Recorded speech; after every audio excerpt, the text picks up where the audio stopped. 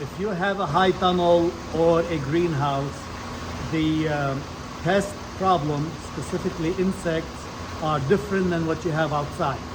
It doesn't rain, there's no natural predators, so you will have aphids, you will have mites, you will have white flies year round. Okay? This is a grapevine. I'm waiting for the spring so I can take it outside and plant it outside.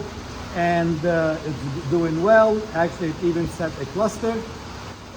But if you come closely, all of this damage, that bronze shade to it, that coloration, but more clear indication that it is mite, is this webbing.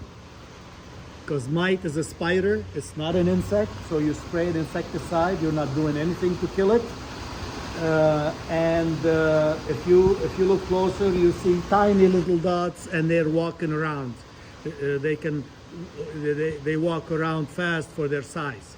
But the webbing is the best indication. Of course, when you see webbing, you miss the boat by a month. This is too late. There's nothing you can spray that you can kill them 100%, and the damage is already done. Look, they suck the life out of it. And of course, on the bottom side, there's even more. They suck the life of it. That plant is very stressed. So, I mean, I'm even tempted to prune it severely. It will grow out of it because, and then throw away all the infested tissue. So keep that in mind. Just because it's the winter doesn't mean the mites, the aphids, the white flies are gone. No. You have ideal environment to grow plants. The same environment is ideal to grow your pests and diseases.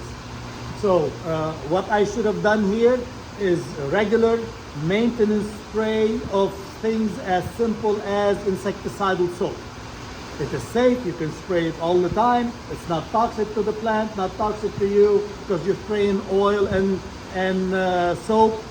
Regular spray, just as a preventative approach.